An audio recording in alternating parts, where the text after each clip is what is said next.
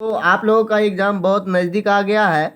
तो मैं आज इकोनॉमिक्स ऑनर्स का फिर क्वेश्चन लेकर के आया हूँ कि भारत के आर्थिक विकास की कुंजी कृषि विकास में निहित है। इस कथन का समीक्षा करते हुए भारतीय अर्थव्यवस्था में कृषि का महत्व बताइए या भारत के आर्थिक विकास में कृषि की भूमिका का वर्णन करें। आप लोग कमेंट करते हैं कि क्या सर या कोई भी मतलब समझिए।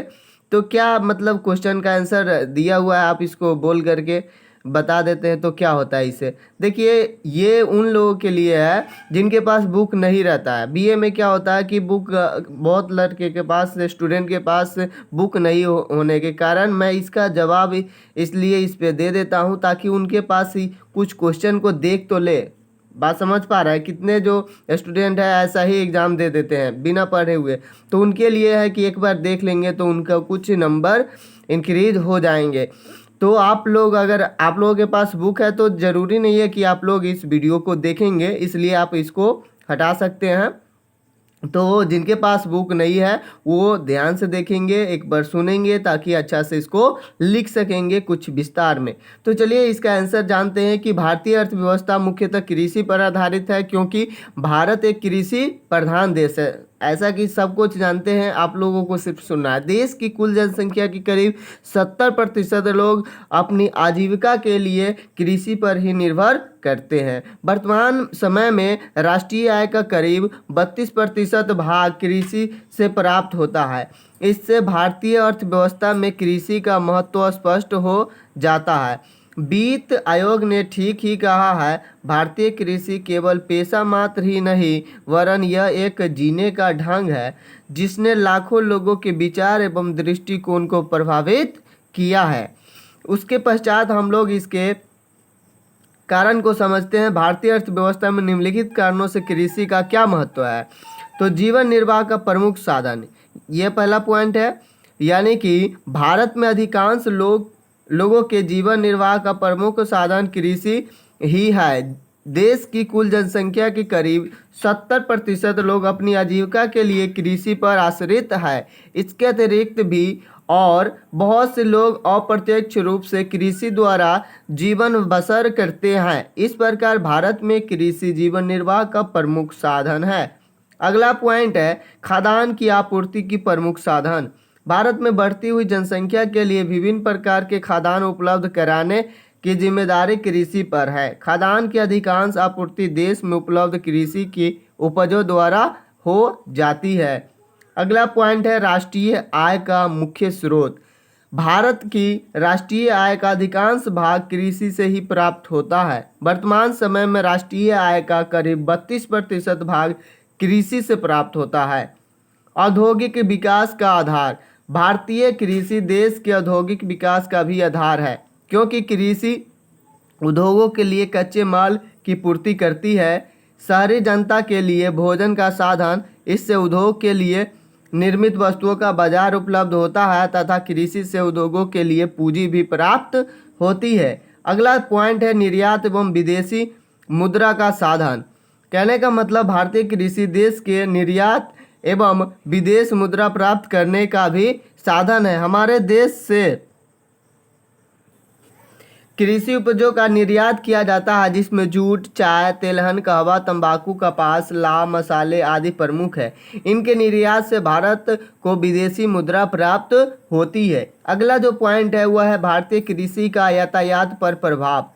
यानी कि भारतीय कृषि का देश के यातायात पर भी प्रभाव पड़ता है। यदि कृषि की उपज अधिक होती है तो यातायात के साधनों की मांग बढ़ जाती है, क्योंकि खरीद फरोख्त के लिए उपजों को बाजार में भेजना पड़ता है। इसके विपरीत कृषि उपज में कमी होने से यातायात के साधनों की आय पर प्रतिकूल प्रभाव पड़ता है। भारतीय कृषि का मूल्य स्तर पर प्रभाव, यानी कि भारत में कृषि की उपजों में कमी अथवा वृद्धि मूल्य स्तर को प्रभावित करती है। यदि खाद्यान्नों की उपज कम होती है तो इसके मूल्य बढ़ जाते हैं और उससे अन्य सामग्री के मूल्य में भी वृद्धि होती है। खाद्यान्नों की उपज में वृद्धि से विपरीत प्रभाव पड़ता है, यानी मूल्य गिर जाते हैं। योजनाओं की सफलता का आधार, अगला पॉइंट है, भारत में योजनाओं की सफलता मुख्यतः कृषि पर निर्भर करती है। देश की राष्ट्रीय आय का एक बड़ा भाग कृषि से ही प्राप्त होता है। अतः कृषि की सफलता का मतलब है अधिकांश लोगों की खुशहाली, राष्ट्रीय आय में अधिक वृद्धि तथा योजनाओं की सफलता। अगला जो पॉइंट है, अंतर्राष्ट्रीय ख्याति। यह कहना अनुपयुक्त न होगा कि कृषि पदार्थों के माध्यम से हमें अंतर्राष्ट्रीय ख्याति प्राप्त हुई है। विश्व कृषि अर्थव्यवस्था में भारतीय कृषि का महत्वपूर्ण स्थान है। प्रोफेसर होल्डर सेन के शब्दों में भारत विश्व में गन्ने से बनाई जाने वाली चीनी का सबसे बड़ा उत्पादक है। चावल के उत्पादन में भारत को चीन जैसा उच्च स्थान प्राप्त है। मूंगफली के उत्पादन में भारत विश्व में प्रथम है। लाख के उत्पादन में भारत को एकाधिकार प्राप्त है। संसार में चीन के बाद चाय का यह सबसे बड़ा उत्पादक देश है। इन शब्दों में भारत की अर्थव्यवस्था में कृषि का महत्व स्वतः स्पष्ट हो जाता है। अगला जो पॉइंट है वह पूंजी निर्माण का सर्वाधिक महत्वपूर्ण क्षेत्र कृषि है। देश की सर्वाधिक पूंजी कृषि क्षेत्र में ही नियोजित है। अस्थायी पूंजी की दृष्टि से कृषि क्षेत्रों का स्थान सबसे उच्च है। कृषि क्षेत्रों के अतिरिक्त करोड़ों रुपये का निवेश सिंचाई के साधनों, पशुओं, कृषि उपकरणों आदि में हुआ है। पंचवर्षीय योजनाओं की मुख्य आधारशिला। हमारा स्वयं का अनुभव इस तथ्य की पुष्टि करता है कि कृषि को उचित स्थान प्रदान किए बिना आर्थिक विकास तो लाइट चला गया, तो ये क्वेश्चन शीघ्र ही समाप्त होने वाला है। तो इसको देख लेंगे थोड़ा सा कि आर्थिक विकास की हमारी कोई भी योजना सफल नहीं हो सकती है। यही कारण है कि प्रथम योजना में कृषि को सर्वोच्च स्थान दिया गया था, तभी हमारे लक्ष्य प्राप्त हो सके। द्वितीय एवं तृतीय योजना में कृषि की कुछ उपेक्षा की गई। परिणामतः देश की भीषण खाद्य संकट का सामना करना पड़ा। इसके पश्चात की सभी योजना में कृषि एवं ग्रामीण विकास को सर्वोच्च प्राथमिकता दी गई।